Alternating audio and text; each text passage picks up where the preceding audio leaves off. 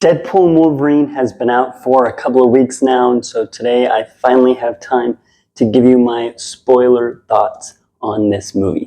Hello everybody, my name is Jesse and welcome to my channel. Deadpool and Wolverine has been out for about 2 weeks now almost, and it has been absolutely crushing it at the box office. I've seen it twice now, and I finally have time to give you my spoiler review of this film. So let's get into it.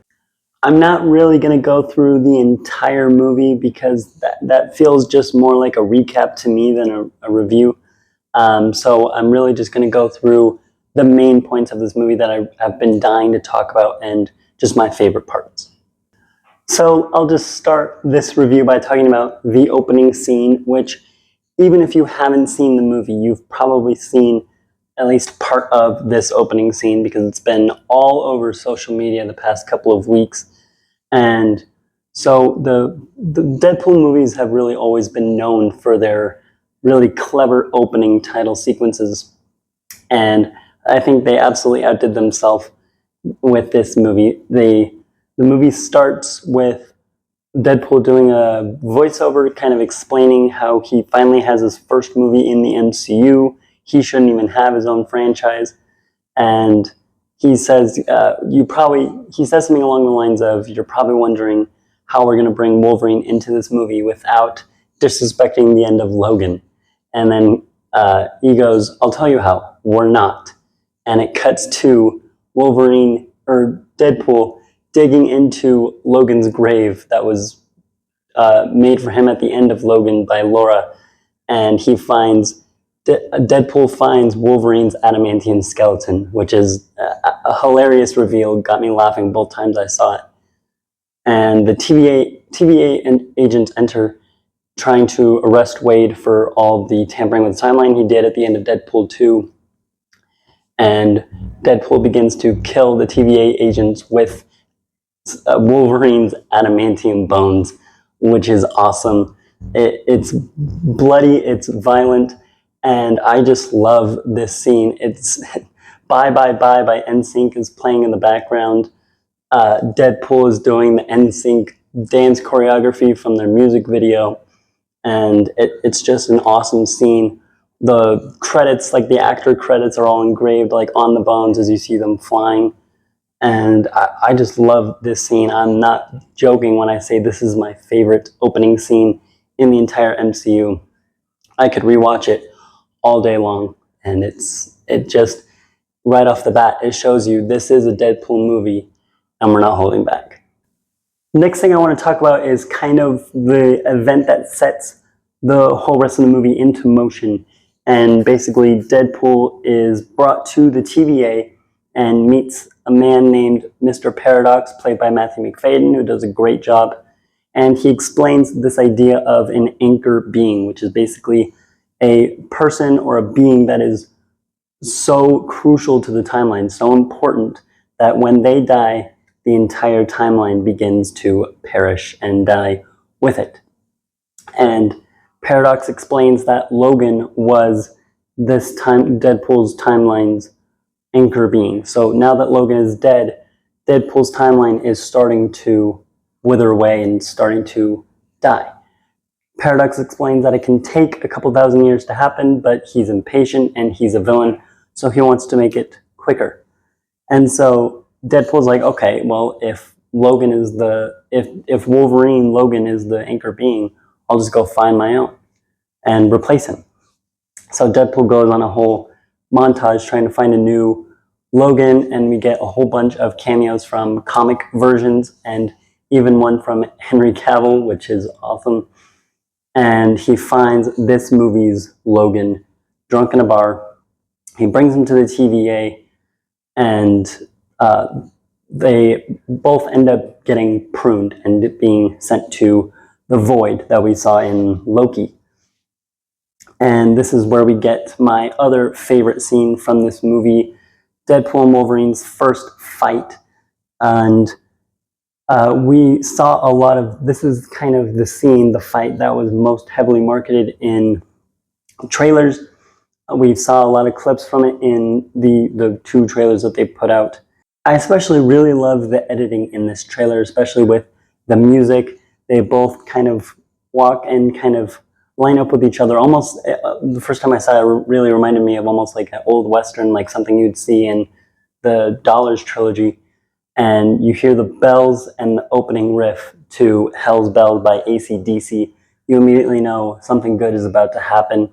Deadpool kicks his gun mags into the air and does the catch move that we saw in the teaser trailer. Wolverine gives us that now iconic "let go" that we've all quoted a million times. And the two start to fight. And the music comes in strong. Wolverine kind of starts to crawl on all fours toward Deadpool. And when the two get close, the music stops, silences. So you hear every stab, every punch, every scrape of metal against metal. And then it comes in strong again until they end up fighting. Both get beaten pretty badly, and then a voice interrupts them. And that's where we get one of my favorite jokes and fake outs in this entire movie. We hear a voice interrupt them. It sounds kind of familiar, and he's up on like a tower. He jumps down, and he's hooded. He takes off his hood to reveal it's Chris Evans.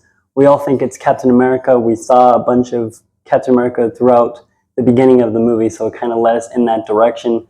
Deadpool thinks he's going to say Avengers Assemble. He gets all excited. He's like, he's going to say it. And he shouts, "Flame on," revealing it's Johnny Storm from the 2000s Fantastic Four movies. And I just love how they pulled off that reveal. I thought it was absolutely hilarious. And he tries to go up against Pyro, who sucks all his power out of him. And he lands in a pretty embarrassing way.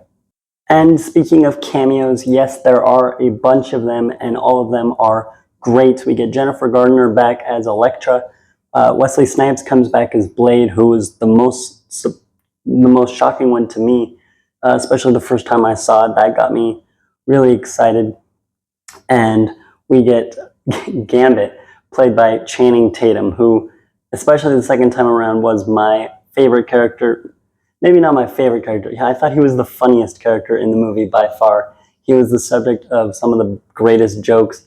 His accent was so exaggerated and so hard to understand that you had to laugh. It was absolutely hilarious. Deadpool makes a lot of great jokes about it. Another character that I thought was really funny and really well done was Nicepool, a variant of Deadpool, also played by Ryan Reynolds. It's actually kind of hard for me to talk about him without laughing because he has so many great moments throughout the movie, and every time he was on screen, he just had at least a couple moments that made me laugh out loud.